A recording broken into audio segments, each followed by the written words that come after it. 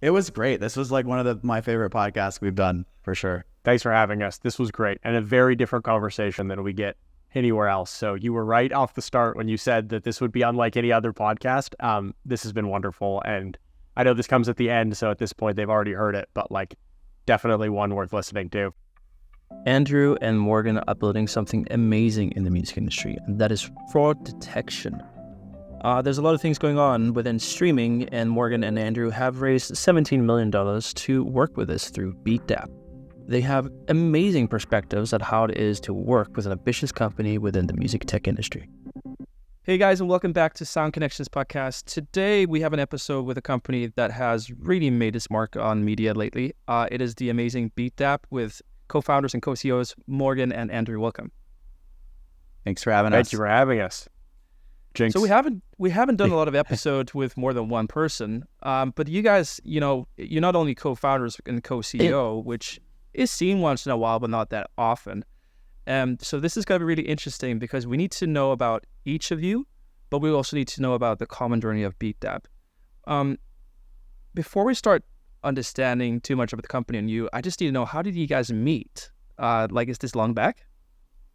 We met in grad school. Yeah, no, like 10 plus years ago. And we were actually, it was funny. We when you first go to your MBA program, like we were the youngest ones by far.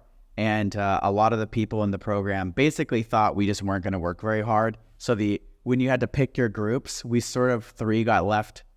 We had another friend named Adam, and it was us three, and then this lawyer that no one also wanted in their group. So we were sort of like the group rejects, maybe. I don't know. Like everyone just thought we weren't really going to be great. And I don't know if that put a chip on our shoulder or what, but we were always pretty great at school. And so, I don't know, we ran circles around the class, and it wasn't very long before everyone was asking to join our groups on future projects. And we basically said no new friends and stayed with each other almost every single course for the entire 2-year period. So we just became really close, and we joined like a traveling case competition team for the school and travel to compete against other schools. It just brought us closer, traveling places and sort of having to think on your feet. And it was really fun experience, and we got to know each other really well, and we built a working cadence with each other that I think is quite unique in that kind of format. And that sort of translated later in life because we always knew we wanted to do something together. We just weren't really sure what it would be. And it took us 10 years, but we got there. Amazing. Okay. Beatdapp, I need to understand it a bit, and the audience needs to understand it a bit. I actually prefer asking guests to introduce what they do because it's really interesting to hear how we present it. Morgan, can you tell me about what Beatdapp is and how you actually came about thinking about the concept? Yeah, I mean, today you can think of it pretty simply. We find fraud. We've found fraud almost by happy accident, but fundamentally the company looks for anomalies in large structured time series data sets. And the reason for that, the reason it's important is because ultimately the money that flows through to artists, to labels, to anyone who earns a living in the sort of digital music ecosystem where streaming is such a dominant part of their income, they're paid based on the split of streams between all of the other legitimate rights holders and artists, which should be where the journey stops. But that's also split between folks who are now trying to exploit streaming for fraudulent purposes to make money that really doesn't belong to them. And so in an effort to make sure that everyone's paid correctly, we started working in fraud detection to shore up the kind of leaky bucket problem of streaming, which, when we started down this path, we didn't realize quite how big it was. Now that we're further along, and we'll, I'm sure, talk about it more later. But it's a great big problem. It affects artists of all shapes and sizes. And we know it's hard to make a living in music, and it's hard to succeed and have a successful career at any sort of scale. And so anything that we can do to prevent artists from losing out on what's rightfully theirs, we're sort of keen to do. I say we found this by happy accident because we actually started the business solving a different kind of related problem, or at least thinking we were going to solve a different problem, which was auditing the streaming services on behalf of rights holders. We'd heard from rights holders, friends of ours who worked in the industry on the recording side, that every time they went and audited a streaming service, they would find discrepancies between what they were paid and what showed up in the log reports of the DSP. And so what we thought we were going to solve for was an accounting discrepancy. And what we discovered as we went down that path was actually that, the DSPs are not terrible accountants, but they had a fraud problem. And the kernel of insight, I think, that really presented itself to us fairly early on in conversation with DSPs was they were all talking about fraud. They just called it something different. They described the problem differently. They described the motivation for the problem differently. And when you hear from a bunch of potential customers the same concept articulated differently, you kind of realize there's clearly no one giving them a common vocabulary or shared understanding of the problem. And that's an opportunity to do some really meaningful work where you know there's a problem, you just see customers who haven't yet solved it in a uniform way. And for a bunch of reasons, again, we'll talk about later, we think a third party who's independent, neutral, sitting outside of the platforms themselves is the best way to solve it. So we found our way to fraud really by finding out that the auditing product that we wanted to build wasn't going to get to market. But thankfully, the underlying issue, the reason for the discrepancies that rights holders were complaining about was fraud. They just weren't getting that information. They were just seeing a mismatch between statements and logs and wondering why that's there. And it became very clear, oh, okay, this actually accounts for the whole problem, and it puts the rights holder and the platform on the same side of the table because they're not competitive with one another. They're collaborative. They're trying to fight fraud together. Ultimately, the rights holders want to get paid and the platforms don't want to be a conduit for fraud. So it was kind of a happy win-win where music very rarely has truly aligned stakeholders where everybody sits on the same side of the table, but you'd be pretty hard-pressed to find somebody who's pro-fraud.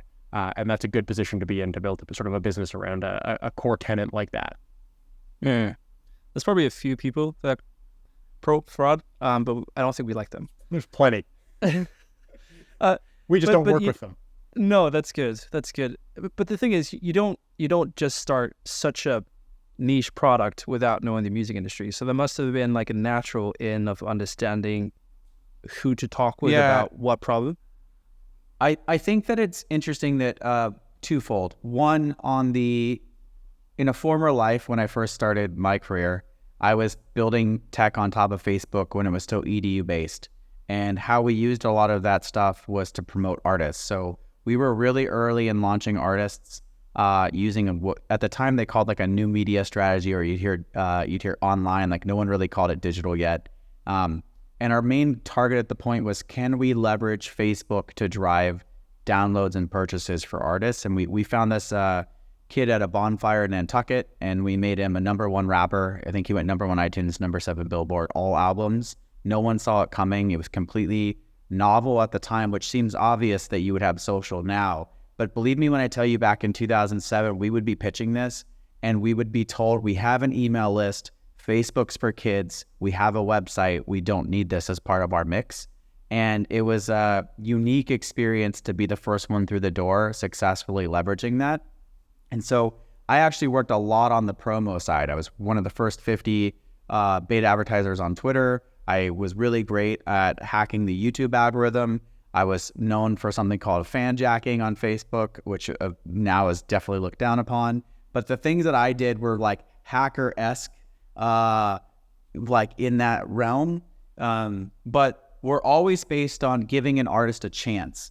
In that compensation model, artists weren't making money from the streams necessarily. The goal was for you to try and find an audience base. And if you could tap into a channel, you either had product market fit with your music or you didn't.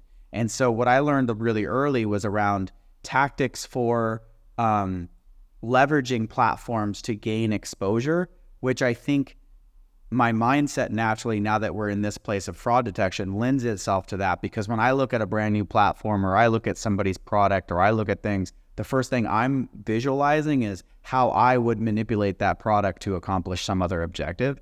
And like that's like ingrained in me from years of doing that. And the techniques may change, but the sort of methodology and framework you run through to accomplish that that doesn't really change. And so I learned a lot about what fraudsters' mindset might be early in my career without realizing it. And again, at that time, our goal was just like, can you get an artist on the front page of YouTube? And if you got on, you knew really fast whether they were a fit or not. You either got a bunch of negative comments and people hating you and it coming off really fast because they would know that this isn't a fit, or you got promoted and everyone sharing the content and you went really viral. And so you kind of knew really quickly if there was a product market fit or not with that artist or with that track. And I think now with a lot of the way people listen sort of passively, you can rack up a bunch of streams that no one's really paying attention to and make a large amount of money without necessarily having a product market fit. And that was just never the case back then. So my argument to what I did back in the day is more that we were a marketing tool to gain exposure to see if an artist could make it or not.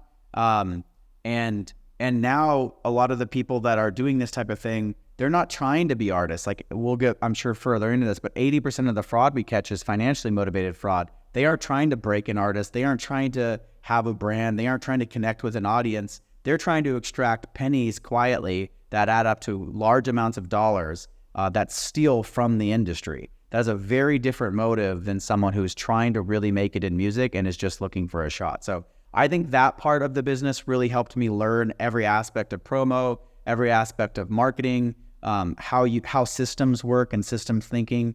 And then, when Morgan and I met, I was already doing that before Morgan and I met in grad school. When we met in grad school, Morgan had, he'll probably tell you his story, but had a lot of experience on the regulatory side and copyright protection, worked with a lot of the big labels in a completely different way. I'd never worked with them either. So I think the mind share from both of our ends coming together already put us in a position where we were basically music industry people that had developed technology that helps the music industry. We weren't outsiders trying to be like, oh, they have a problem there, I think I'm the savior to go fix that.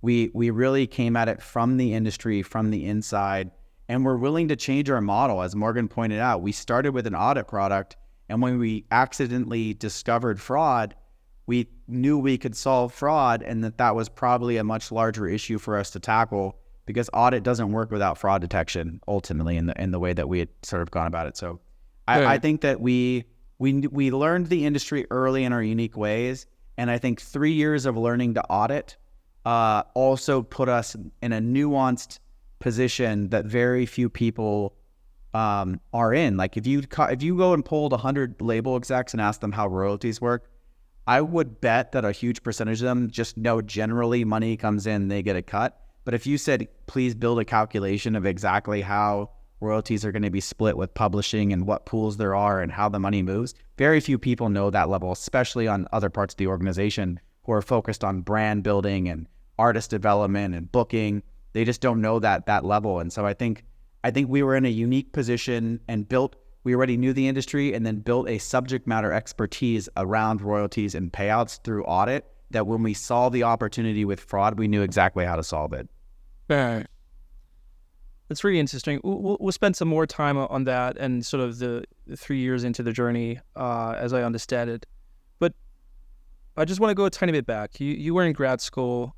You both come from comparable backgrounds, at least when it relates to the music industry, but from different perspectives. One from compliance and another one from revolt.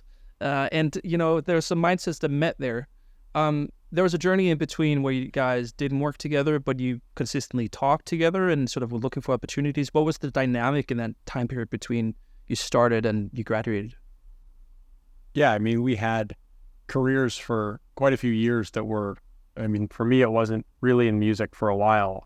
Just rewinding a little bit to finish Andrew's thought, I started my career in sort of public policy and consulting. And by total fluke and good luck, had 2 music clients on day one. So we represented Music Canada, which is the trade association that represents the major labels. And then we had Entertainment One, which is now the music arm of, it was the music arm of Hasbro, and then it was spun out. Now it's called Monarch Music. But I got to know the copyright side of the business. And truthfully, it's the less exciting side of the business. I think promotion is far cooler and definitely gets in more interesting conferences and events. But foundationally, the way you make money in music is understanding copyright and the flow of revenue. And so that was a great education really early in my career. And then I went away from music entirely. I went to a telecommunications company where my job was to keep Canadian cell phone bills high, and we were successful. Amazing. Great. I'm just kidding. Sorry, TELUS. It was actually it was an amazing company, but it had no sort of music overlap at all. But through that whole period, we stayed in touch, and we, like Andrew said, we weren't sure what we were going to do together, but I think we were pretty confident early on that we'd do something, and it was a matter of finding sort of that right fit. And so our careers continued for a number of years where we were friends but not business partners. And it wasn't really until the idea around auditing crystallized for both of us, and then we were able to mash up the, hey, you're background fits pretty neatly here and mine fits here. And, we both know that we're capable of learning. And we know this other co-founder, Andrew, had worked with Poria previously, who would be an amazing technical partner for us on day one. And so that was, the sort of nexus. It was, waiting for the right thing to strike. We didn't want to go and just throw darts.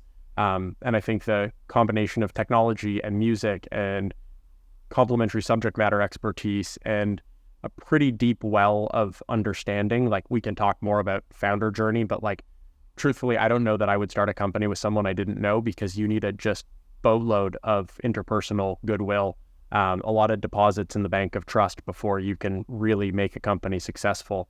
And so we were very fortunate to have all of those things, the right sort of preconditions for success. And then we had to go and find product market fit and make sure that we were doing something that was viable. And that took some time. So yeah, that's sort of the journey. We pursued our own careers for a while, and then we're fortunate to find this, to land on the first idea that let us get to the second one that really let us build the business that Beatdapp is today. And that happened over, you guys were at a bar? Like, what was the first conversation that sparked this idea? Well, so we I was everyone's weird crypto friend. So I would say like that was the first thing. I started mining in pretty early 2011, 12, and then built some trading stuff and was part of some foundation teams. But it was never part of my professional journey. It was just stuff I did on the side, like because I loved it. And I was a regular tech person. I'd founded a couple tech companies and sort of done that thing. So I would say that I think that was the first piece, because Morgan calls me one day and goes, "What do you think about auditing on blockchain?" And he brought talk about what came to his idea. And I was like, it makes a lot of sense, because there's no trust here. We're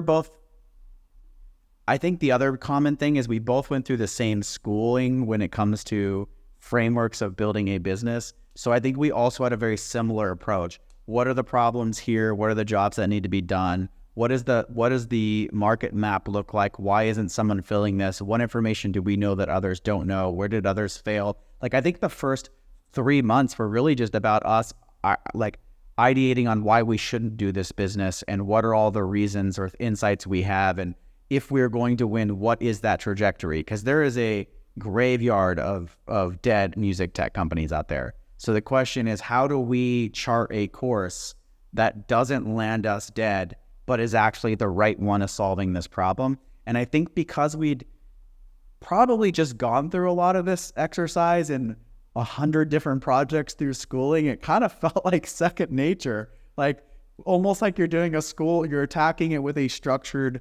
approach to like what this should look like. And I think that I don't know, for me, that I just remember being so clear before we'd ever written a line of code or even had a product person of like, why us, why now, why this problem?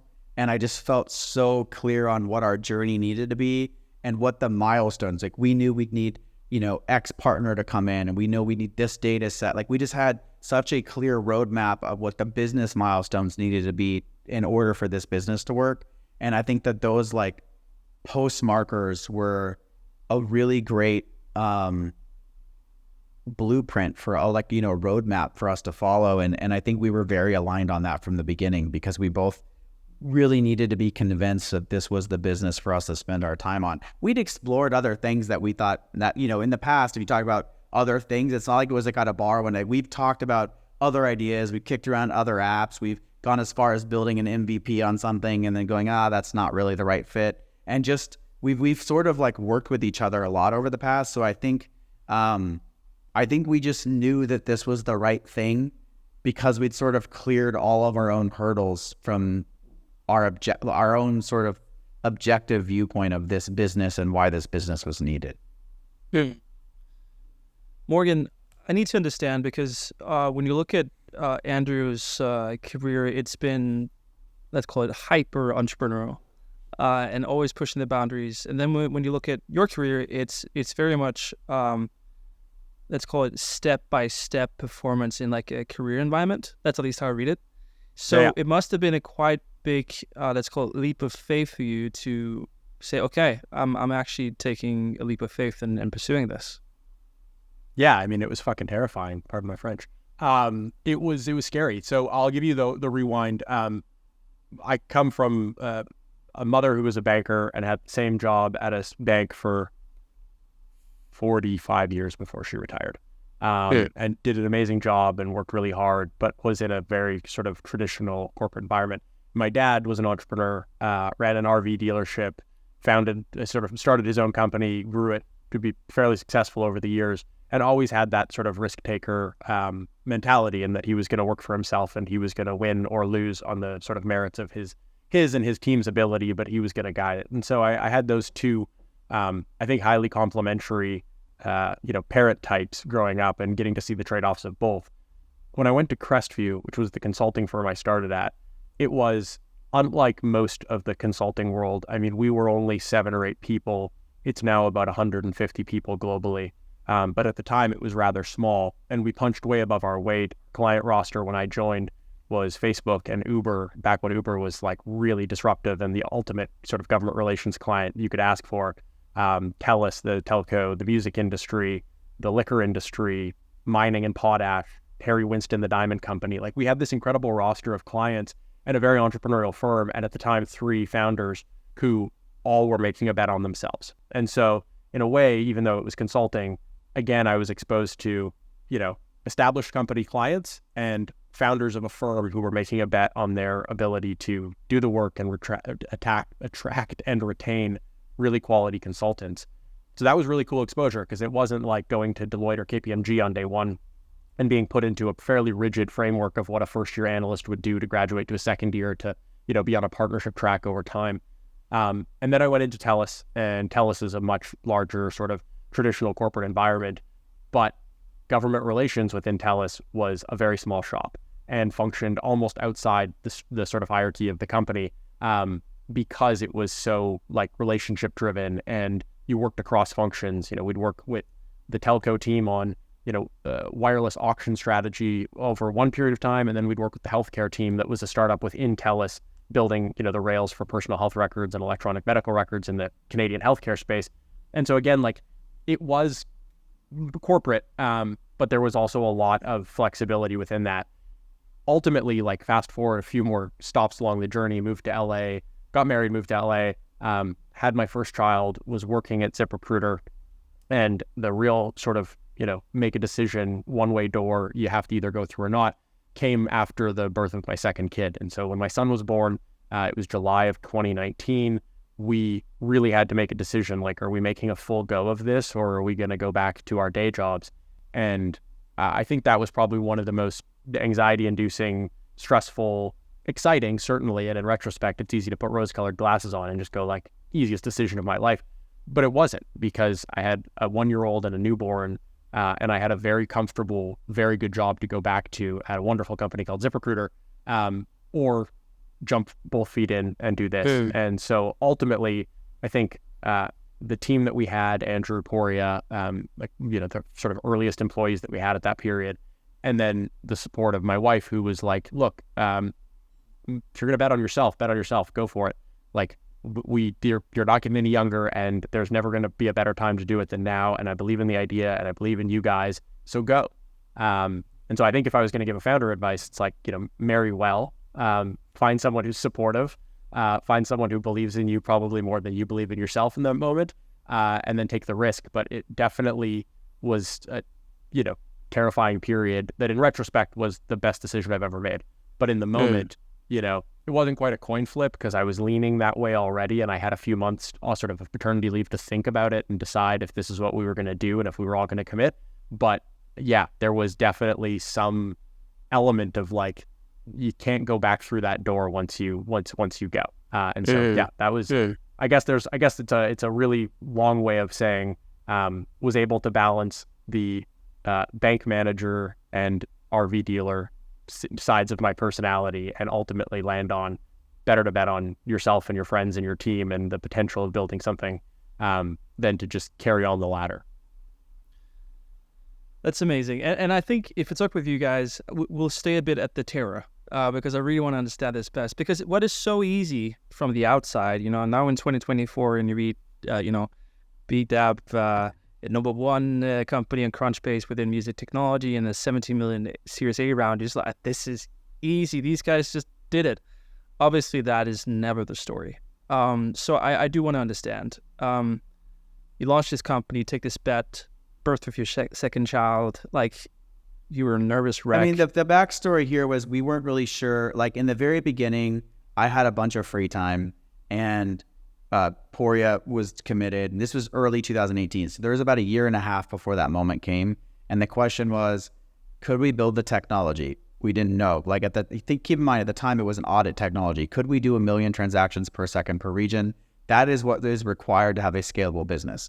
The fastest blockchain in the world at the time was 40,000 transactions per second. I think it was Visa. So the question was like, could we build something that was multiple times better than what is currently in the market? And that took us the better part of 11 months of R&D to get to, where we actually had the breakthrough and said, oh, we found a strategy that works for this. We now have the tech. The second part was, can we get funded?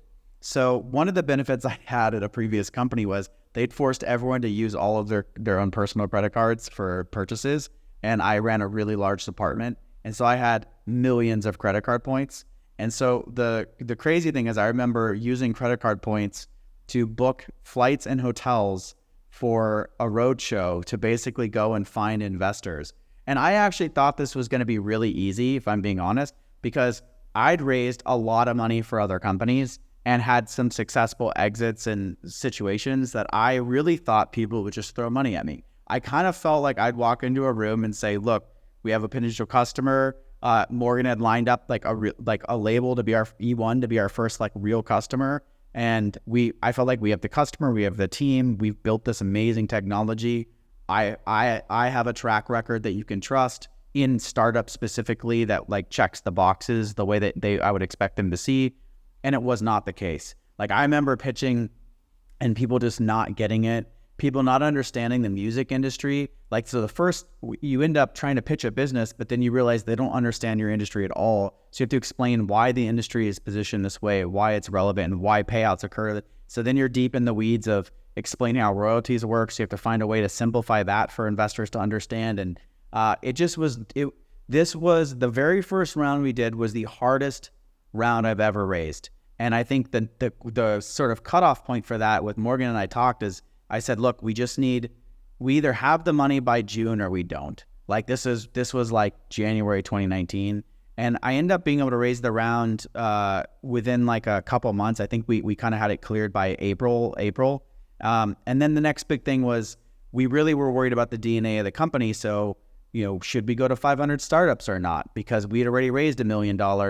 So do we really want to go to an accelerator program? But I think the view from Morgan and I, were having spent both of us in tech companies in the US, was we wanted the DNA to be the DNA of like what it's like to grind, what a real tech company looks like. And a lot of times, especially in Vancouver, maybe not as much in Toronto or elsewhere, but in Vancouver, there's a really strong live-work balance. People will come into work early. I'd seen this in tech companies being in Vancouver previously. So you'd see people come in at like 6 a.m. and leave at 2 so they could go to the beach and barbecue for 7 hours while it was still sunlight.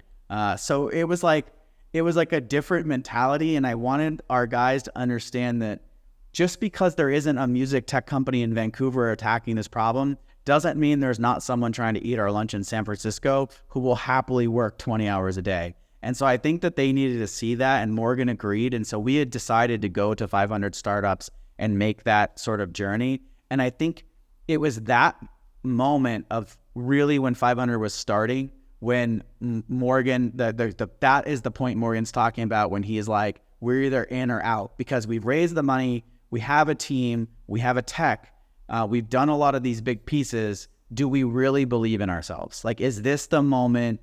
Like, a lot of people would say that they should have probably figured that out before they raised the money. I think a lot of that stuff, especially for Morgan, I'm happy to jump in the fire. Like, I've been there.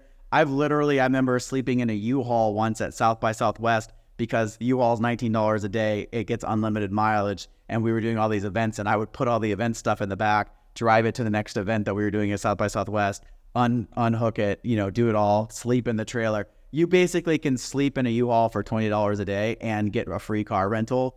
like that. I'm 100% okay with not having money and going the distance here. So for me, I actually had no terror. I feel very comfortable in that chaos, but I knew that, and I think Morgan and I had been very communicative about this, and this is where it's interesting to have a backstory. I knew Morgan had all the things I didn't have in terms of like T-shaped skill set. Like he had a lot of things that were polished that I couldn't be. He had a lot of unique viewpoints that I didn't have. I thought collectively we made a great unit. And so really the question I had was, are you willing to really go in with 2 kids and a wife and like really do this? Because this is now the one-way door you have to choose. And I can't make that decision for you. I'm obviously selfish. I would love to shove you through the door and down the stairs to the startup. But, you know, like he's got to willingly come. And I think that was the moment. And I think he made the right decision. And I think the whole company, you know, hopefully together we're a 6-year overnight success. That was exactly the quote I was going to use. That's so, yeah. That was and earlier when you were talking about music tech, and it was like, the planes are littered with the bodies of pioneers. There's so many, music tech is such a horrifying place for so many investors. If they don't know it, it's confusing. And if they do know it, it hasn't probably been that fruitful. And so you're sort of like, caught between, and there are plenty of obviously successful examples, but there are so many horror stories that, you're constantly explaining why this will be different either from what you've already experienced, or this makes sense despite the fact that it's the most confusing system you could possibly architect to try to make a business in. I hear this consistently for founders of trying to build companies or successfully exit companies. That narrative is just incredibly difficult. Obviously, the Series A is not the end story, but I do want to understand how you got there, because that is, for a music tech company, that is a significant amount. So what is it that you did from the period of raising that round, and as far as I understood, a small round in between, to then doing the Series A, that you must have proved something that gave some investors that confidence? Okay, these guys can scale it even bigger. I'll let Andrew talk about the fundraise on the A. But I would say the in-between period definitely was moving from the sort of blockchain-based audit product to, what is now the core of the business, which is the streaming fraud product. And the milestones along the way that were sort of critical was, one, successfully navigating the quote unquote overly used cliche pivot, which can be sort of the end of a company if not done well, or it can be a pretty awesome new beginning if done successfully. And I think we were fortunate to be able to navigate that. And then it was just sort of proving out that market need, bringing on some early customers. I mean, the moat, if you think about our business and its sort of defensibility, one of the sort of key questions is like, why can you do this and others can't? And the reality is you need a very granular data set on day one to build the types of models that we've built, to apply that same modeling to other customers. And someone has to take a chance on you as a company and make a bet and give you access to data, because there is no API, there's no publicly available data set. You can't go and scrape a bunch of sources and the Chartmetrics and other places of the world to try to cobble together the data set that we needed to do fraud detection effectively. So we were very fortunate to have a partner basically trust us enough and trust our technical chops, trust our ability to safeguard their data, to give us some historical data to build the very first version of the models that are now, quite a few versions of the models ago, but were successful. Without that, I don't think the pivot would have been successful, because we would have still been thinking about an idea that we had a lot of reason to believe was smart, but we couldn't prove it. And so that first data set gave us the ability to show, one, roughly the scale of the problem. Not every platform is the same, but they have similar characteristics. And so if we knew that the fraud rate on the first DSP was, north of 10%, we were probably going to see a trend persistent across other DSPs. And that gave us a way to validate the size of the problem, the size of the potential market. It gave us some sense of how we were going to have to staff the business if we were able to grow it and we were going to bring multiple customers on board. And then we needed, a handful of other proof points, additional partners and customers. And I think that was sort of proven over time. And just that our ability to retain those early customers actually held up. We weren't a pilot that then turned into nothing and sort of fizzled out. So we were actually able to retain the people we were working with early. And that got us to a place where we had I guess, for folks who understood the fraud detection space in particular, an opportunity to win the market. And we were positioned then as having customers, having a business model that made sense, having a technical team that could deliver, and really in need of rocket fuel to scale, because music, for all the reasons we've talked about, but particularly because of the market size, it feels huge to us. It's amazing how much music is growing. But if you look at it, even just within the entertainment verticals, music is the smallest of the gaming and film and television segment. Gaming, I think, is first, film and television second, music is a distant third. And so there wasn't really space in our category for a second Beatdapp to emerge. We really needed to go fast, win. We pioneered a category. We defined fraud detection for the industry. But if we wanted to be successful, we effectively had to win. If a new entrant came in that was better capitalized and had got their hands on the same sort of data set that we did initially, we could be in second place in our own category really quickly. And so that was sort of the turning point where, we had clients, team, technology, a roadmap to go ahead, and just basically the need for capital to grow as fast as we possibly could. And then we also were able to bring, and we can talk about this more later, but we were also able to bring Universal Music into the mix along that path, right sort of in advance of the Series A closing. And all of those things taken together set up the preconditions for success.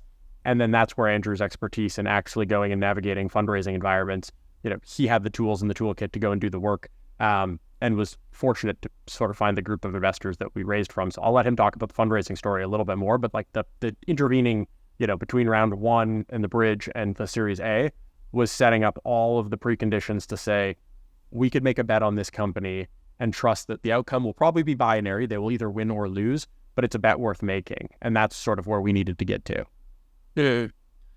Yeah, I'd say that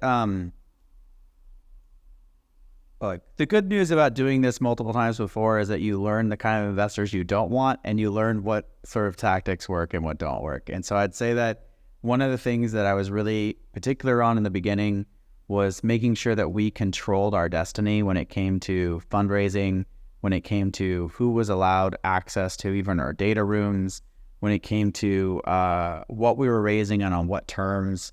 And so from the very beginning, I had a lot of things in mind. So when we did the first raise, one of the reasons we set the company up in Canada actually was there was a bunch of R&D grant money that I knew was available, and a lot of free Canadian grants in general that you could stack and layer on top to reduce the need of equity-based financing. And so we actually ended up gaining a huge amount of money from the Canadian government across multiple different grants, which do the exact function. Like, you get into market, you hire people, now you have people that are employed, and the end game for the government is more employment in Canada, which is exactly what we were creating while we were creating product market fit. So I think with that in mind, in terms of alternative investment channels, that was really helpful for us controlling. The other thing that I think a lot of founders make the mistake of is trying to fundraise when they need money instead of momentum-based funding. So when you think about the way that we did the funding rounds, the first round was really about like, this is our idea and why you should bet on us. The second round we raised 3 months later, and it was on momentum. Look what we've accomplished in 3 months. All of you who didn't believe us now should get in now. So when we finally closed that second round right off the back of the first round, it wasn't like a small extension. We went from like 4 to 20, like it was like a huge jump. So it wasn't like we went 4 to 6 or 6 to 8 or 8 to 10. Like we did a whole nother round at a different valuation 3 months later, when we probably didn't need the money, but we knew, Morgan and I, from all of that early analysis I talked about with what we were going to need to do, we knew that we probably needed 3 years runway, because anything in the music business is going to take 3 years to like really seep and gain adoption. And so from the very beginning, the question was, how do we fundraise when we have momentum? How do we conserve our capital as frugally as possible so that we have runway, so that we can build that adoption? And then when is the time that you flip the switch for the next round? So we were really lucky at getting those first 2 rounds done off the bat, getting a bunch of free government money over the time period. So even when we did this Series A, we had a year runway still. Like we were nowhere in like, and there was a real chance we could hit profitability without actually having to fundraise. But the question became, to Morgan's point, how fast do we want to go, and how important is it to be the market leader and win the entire market quickly? So when we talked about all that, another benefit of having done this before, and Morgan coming from the more entrepreneurial background in terms of like some of the startups within bigger companies that he's basically worked at that are now bigger, or even at Crestview, is that the thought was, if we know it's a winner take all market and we know that we're going to need, we want to go faster and accelerate and win that market as quickly as possible, then it behooves us to take more money now. And we have an investor pool now that has been built that really wanted to push us to go faster. And we were always in a position that we got to choose when we flipped that switch. Now, the first round, truthfully, like I said, hardest round I've ever raised in my life. Out of however many fundraising rounds I've done, that was the hardest, though that round was the hardest. This round was difficult because you're dealing with like nuances in terms of, deal points, but it was like momentum-based investing that we have UMG here. We have all this proprietary data. We've proven that we can stop fraud. We've proven we're better than anyone else at doing it. We have hundreds of models already developed. And if you think about it, when we first went to partners and said, we think you have a fraud problem, let us help you, the answer was, what fraud problem? So when we started showing them the fraud problem, there's a credibility and trust that's built with your partners when you're showing them something about their own business that they didn't see or didn't know. And all of a sudden you're helping them solve that problem. You didn't just point out a problem, you came with a solution. All of a sudden you quietly win all these big logos, and you become, whether people know it publicly or not, the backroom doors and channels of everyone talking are like, those Beatdapp guys are legit. Like, oh, you're having this issue, you should go talk to Beatdapp. So even if we didn't necessarily shout it from the rooftops, our customers or the people we were targeting knew who we were, that we had been validated, that we were from the industry solving an industry problem, not an outsider trying to solve a problem that didn't exist. I think all of those things lined up to us saying now is the time, and we have the investors to kind of pull the trigger. And so when we finally pulled that trigger, initially we only wanted 5 million. Like we weren't trying to raise some. In fact, if I could go back in time, I would have changed our valuation, because the miss I had was obviously how much we took at that value. So we really only wanted to have 5. And keep in mind, we had always controlled the board. No one was on our board. We didn't owe anyone anything. We kind of controlled our destiny. We had the cash we needed. We had a pathway to profitability if it didn't work out. And we kind of knew what the friction would be and whether or not we'd reach the milestones that were required, and if we had a real shot at winning this entire thing. So all that to say, I think the previous experience, at least from my end of raising, and sort of just knowing if we could get this across the line or not, I felt very confident we could get a round done. I did not expect it to be as big as it was. I think we ended up as is with investors, a lot of times, everyone starts piling in, and you start being like, oh, well, this guy can be a value add. I mean, it's public, but one of the best investors that, one of the ones I'm most excited to leverage in the future or have help from is this guy named Jamie, who he built Verifin, which is a really huge Canadian success story. They sold to NASDAQ, I think, for just under 4 billion Canadian, and they are fraud detection for the finance industry. So when I talked to him, he was like, your business is exactly our business. Like, you have a bunch of big players that control the market. In our case, it was government that mandated it. You're dealing with a tech stack. He's like, let me guess, this is how you transform. This is what your models might look like. And he was pretty dead on with all of it. And so I think that our view was not just about money, but was really about how do we become this major brand and win this entire category? And do we have not just the team, but the investors behind us to make this happen? And so again, the Series A looks big on paper. I'm enough of a veteran to know that we're still at the starting block. I think I always say a funding round gives you the opportunity to compete, and now it's our job to compete. And I think that, it doesn't mean you've made it. Like, I have no illusions. I've raised way more money and failed. So like, that's not, that's definitely not my marker of whether we've made it or not. I just happen to believe, as I'm putting words in Morgan's mouth too, that we will be a multi-billion-dollar company. And I think that this is, more importantly, solving a problem for the industry that is very needed when you think about the billions of dollars being stolen from artists and how we're well positioned to help each individual platform. No streaming platform wants to be the FBI of streaming. None of them want to go and build and spend tens of millions of dollars trying to combat this problem. It is better to have a centralized service that can look across the industry, like keep these models up and say, oh, look, there's a new type of fraud popping up here. We should defend everyone at once, not wait for it to cause a bunch of problems and then try to react. So I think that we've just been well positioned and now well funded to sort of make that happen. I'm going to create a hypothetical scenario because I have a hypothetical question that I believe is quite important.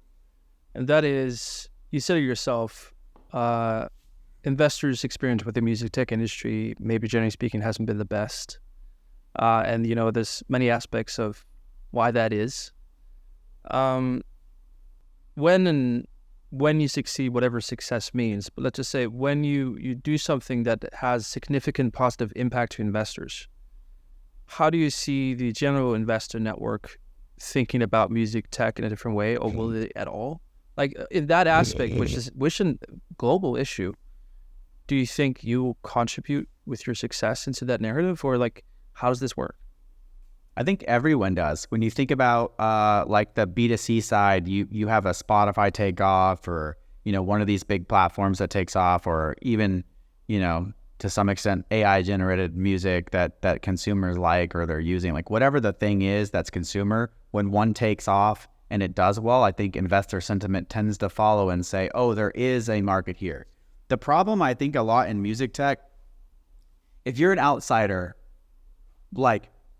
and you get someone's deck. I've invested in a lot of companies as well, so I'm putting my investor hat on. What you see is like this advisor page, team and advisor page, and almost always there's someone from a major label, someone from a streaming service, someone from artist management. They all seem important. They all have some connective tissue to somebody who's important. And what's interesting when you see that from an investor side in music is if it's your first one you're seeing, you're like, wow, this team has got it. They've got the reach, they've got this connection here, here, and here, then the company fails. Or you see 100 others that are basically the exact same thing, but with a different person, because these organizations are large. There's gonna be a ton of VPs that are all doing different things and in different departments and have interconnected tissue. So, but decisions don't get made by one person in these organizations. Like it has to be aligned for every department, for their resources, for their time, globally in different regions. So even one person isn't necessarily going to be the catalyst the same way it would be in a B2B SaaS company or an enterprise business where you're like, oh, I have a deal with Chime or a deal with Stripe and the CEO is behind it, or the CEO of YouGov's on board. Like you just can't, that is a very different scenario than when you're going into an industry with well-developed incumbents with thousands of employees. But if you're an outsider and you look at that deck, it seems like they have an inside scoop. And I think that that's really hard for someone who's not from music to understand how legitimate is this team and how legitimate is this traction. Because often the only way that is money. Do they make money? Do they not make money? How much money are they making? How fast are they making that money? And so if you don't have those things, I think it's really hard to tell that story in the beginning to people who don't know any better, because you just look like not credible yet. Like they don't know how to judge what that means. Like, does this person's logo and this person's title mean anything to this or not, because they've been burned or because they haven't? So to answer your question full circle, I think the more that there are winners that aren't just consumer facing, the more that there's like lending applications, like you brought up Scott before. So the more that, for example, that there's like applications that allow artists to cash in on royalties early with some revenue splits, like with Jukebox or whatever, the more that there's other applications within the music world that create real platforms with real substantial venture backable outcomes, I think that opens up the door for other investors to think that the impossible is possible, that it doesn't just have to be a streaming app. It doesn't just have to be an admin rights company. Like there are lots of pathways here to sort of create value. And I think that the more companies, ideally like Beatdapp, that grow and sort of build themselves into this space, I think the more doors and opportunities open for everyone else behind who's trying to show that it doesn't just have to be the creative side, or it doesn't just have to be some admin side for you to make money. That was a great answer. I would add one note on that, which is I think the thing that I'm excited about for sort of the next generation of music tech companies, and I like this as a hypothetical because I think we are still, like Andrew said, we're sort of at the starting blocks of an exciting journey. But if I put myself in our shoes 10 years from now, hopefully someone is saying I'd like to be the Beatdapp of X. One of the things I hope that sort of us and other companies like us open the eyes of the investment community to is that there are lots of opportunities in music that aren't like zero sum. We're going to take some market share at the expense of somebody else. But as music moves more and more online, like so many other industries, there are opportunities to grow the pie. And, in our case, our business is protecting the pie, which is an important part of it. But that growing pie and all of the different ways music is being used across the internet, online, whether it's, in applications or new derivatives of streaming or, in opportunities for traditional things like sync, but just at internet scale, there are just so many ways to grow the pie. And I hope it gives investors some comfort as they look at music, because I think it's one of the most exciting verticals on the planet and still one of the best deals going. There's no better deal to me than music streaming. And I think there's a ton of monetization still to follow. But I hope it gives investors some comfort to say like, yeah, it's actually worth revisiting music because we've seen instances of not just company A stealing from company B or vice versa, but actually, growing the pie entirely. And to the extent that we can be part of that, very cool. I don't think we're there yet, but like I said, I hope a decade from now someone says, we're trying to be the Beatdapp of X, and I hope we get a chance to invest in that company. Amazing. And all of our employees.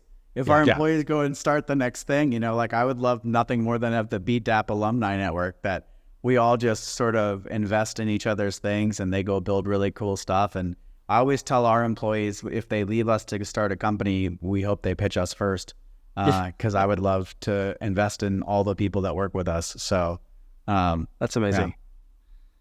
Well, you guys, we're sort of soon ending the episode. You've been so generous with your time. I do want to stand, though. What is the motivation for going all in? Is it a legacy thing? Is it simply the process of the nature of wanting to solve problems? Maybe if I can have an answer for both of you. Like, what is the intrinsic motivation to being on this journey? Morgan, to go first. I've got, like, for me, there's two. There's one that's sort of personal and there's one that's more, to the music community as a whole. The personal one is the idea of building something that's enduring, that has value, that employs a bunch of talented people, where you get to work with your friends and, turn colleagues into friends over time, but also build something that's really valuable and serves a market that's, important to you, to me. That means a lot. So like I think the primary motivation is the desire to build something awesome, and to actually build it, not be just part of something that was already built. The other one for me is, I knew academically kind of going into this from my early work, that music was a hard industry to make a living in on the creative side. I didn't fully appreciate how many places there are for dollars to just fall out of the pipe along the way, and for artists who probably have the talent and the sort of tenacity to succeed, just don't get a fair shot because the economic conditions aren't, conducive to a career. And so, protecting the pot of money that artists legitimately and rightfully earn has started as that seems like a good thing to do. And as I've gotten to know folks in the industry more and more, realize it's like more of an imperative than ever. And so the motivation of being part of, protecting artists' livelihoods and seeing, folks from all kinds of backgrounds in all kinds of parts of the world have an industry where the conditions are there for them to be successful and they don't have to take 3 side jobs and not fully commit to their art, is really valuable and important. And so those two things, I think, are incredibly motivating and, live on well beyond the success or failure of a given day. That's sort of the aspirational target you're building towards, both personally and then professionally for the industry. Thank you, Morgan. For me, I have a couple luxuries at this point in my life, and one of them is I'm not stressed about whether or not I can survive. Like, I could quit and not do anything and be totally fine.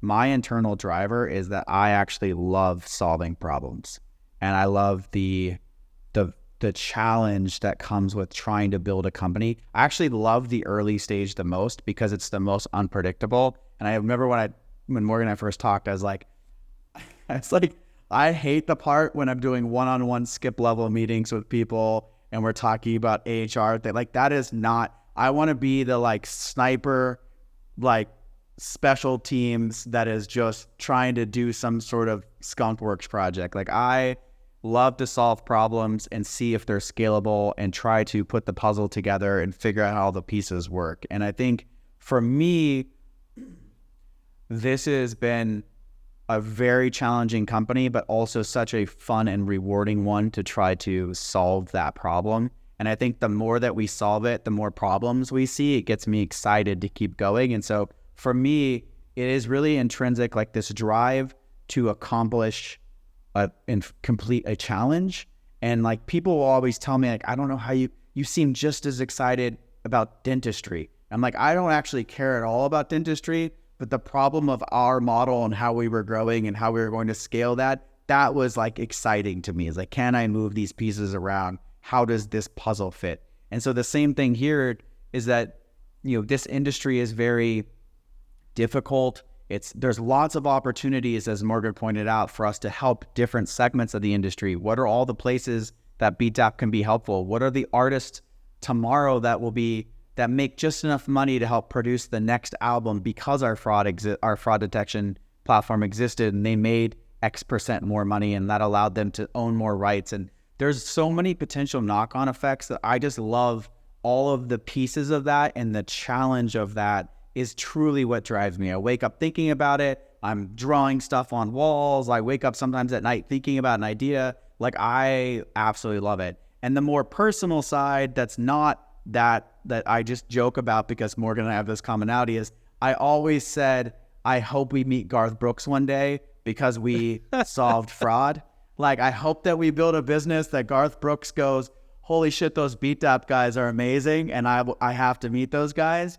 And so, and like, not a lot of people know, Morgan and I's first concert, completely separate, was Garth Brooks. Like, amazing. Love Garth Brooks. He is he's my favorite artist. I think he's Morgan's favorite artist. We love Garth Brooks. And so, like, casually, serendipitously, I hope one day, like, Garth just goes, I got to meet those Beatdapp guys. Those Beatdapp guys are the guys. And I will have felt full circle, like we have delivered, Amazing.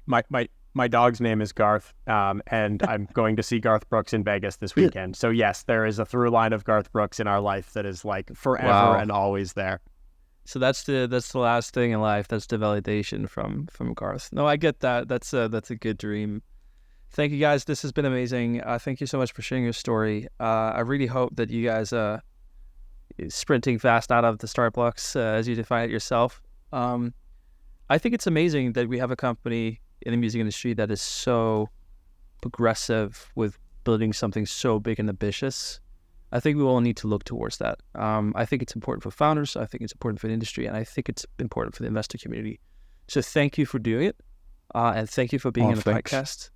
And I hope to see you guys in person one. But yeah, I'm excited. Thanks for having us here.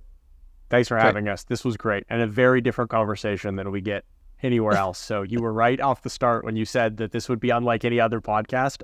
This has been wonderful, and I know this comes at the end, so at this point they've already heard it, but like, definitely one worth listening to. I'll edit in the start. It's perfect. Thank you so much. Really, you should. It was really well done. I'd never heard the answer before, like, as an example, with Morgan talking about I don't think he's ever been asked about like his corporate structure progression, and just hearing him just talk about, I've never heard that answer. So like hearing about how Prestview was a handful of people, which is now a huge firm, and how he was a startup within a large, like all of that, I also learned through this process. So it was, it was great. This was like one of my favorite podcasts we've done for sure.